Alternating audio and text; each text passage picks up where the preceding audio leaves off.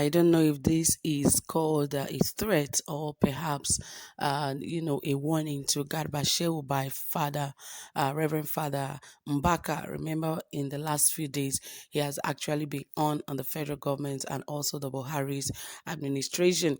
I remember that before now, Father Mbaka has been in total support of the Buhari's administration and is always attacking those who says wrong about his government, saying that God asked him to support the president and his administration and so many things.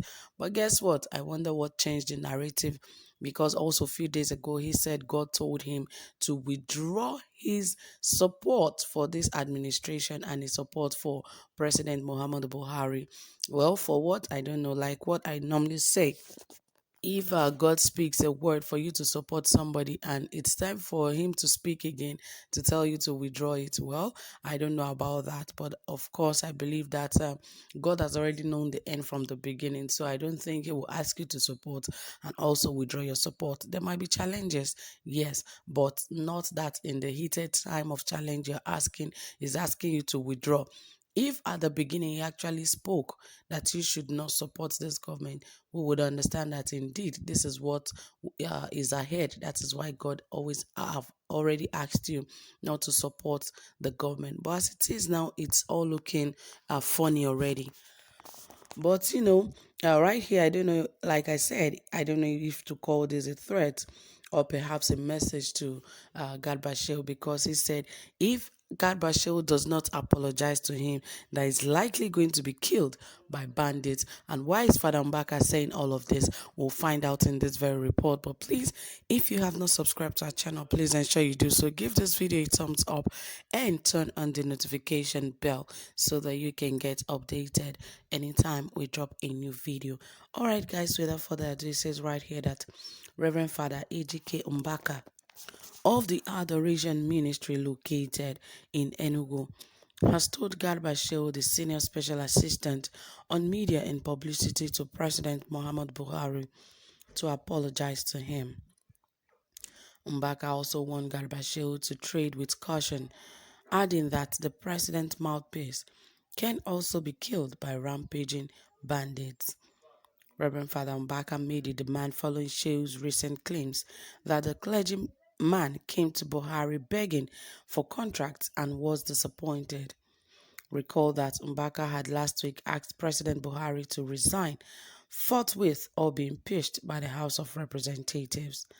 Angered by the cleric's outburst, the presidency, through Mr. Shehu, had accused the priest of making the call now because he was denied a contract by Buhari. Father Mbaka has now described Shehu's claim as laughable, saying, Garba Shehu that is talking, the bandits can kill him too. No amount of security can save them if things get worse. They have shown they don't have reward mechanism. Shehu should be apologizing to me. They are very busy branding communities and states terrorists. If Kaduna, Benue, and other places are branded terrorist states, will Nigeria not be branded a terrorist country? Well, obviously, we see that Garba Shehu and Father Mbaka are in serious ties, because right now, I don't know what the challenge is before them, but I believe the nation should be focused on one thing, that is fighting bandits and not fighting ourselves. Because if and the major challenge is the government is really not proactive enough. That is why people are rather fighting the government, because really our primary goal is to fight the bandits and not the government. But obviously we have seen what the government is doing. It seems like they are not ready to really fight banditry in the country, because if they are ready to fight banditry, I don't expect them to be attending to all of this with kid gloves. Our armies are selling out their own soldiers to bandits, to Boko Haram and the likes, because if they are not, how can someone, the jet flying up going for war says that it does not know that a mobile base or the army base is somewhere around that area, and it rather shot directly to the army base instead of a Boko Haram's den. It is terrible. It is laughable for the Nigerian army to make such grave mistake. It is not a mistake to me, because I believe before you went up, there's a location showing you this is so and so base, this is Sambisa forest. There might not be some real life radar that would show on some of the places, but of course some of the places that have locations would show you this is the mobile base or this is the army base, and you are saying that you did not know that it was a mistake. All of this kind of mistake, such soldiers should be called and face the consequences, but they don't tell Nigerians anything. They keep withholding very important informations away from Nigerians so that they will not criticize them. A lot of things are going on, a lot of things that they feel Nigerians do not know about, especially in the Nigerian army, that a lot of soldiers are being killed, just like that, without the enemies killing them. Rather, it is the same Nigerian army killing other armies for the sake of Boko Haram, because perhaps some of them might be under threat, while some of them might be on agreement of some kind of monies. Like, what level of corruption could take Nigeria to that level where you have to sell out your own people, sell out your own country for the sake of money? It has gotten too far, and all of this need to be quickly attended to before it is full blown that the whole country will come to a halt. Because today, as we speak, nobody can sleep with both eyes closed. You are walking on your streets and you are looking behind you if someone is coming behind you, or if something is going to happen to you the next day. You pray to God, please, even if I sleep, if I wake up, thank you. But if I'm not, it is a terrible way of living. That is not the original way God has, arranged us to live. He has allowed us to live freely, but we have put ourselves in a very tight position just because corruption has eaten deep into the society.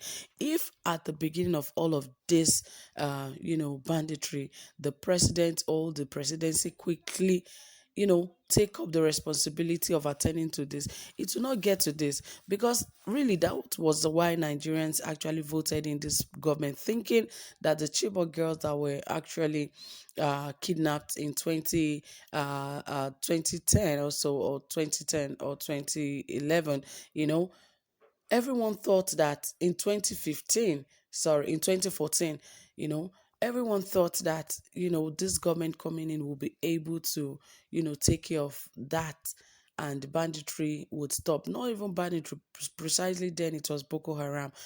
Everyone thought that would be the end. But unfortunately, this government was not able to do anything. It took years before few of the Chibok girls were actually released. And after that, again, it became very serious. And now it is full blown. The whole country is in turmoil. And you know what that could mean?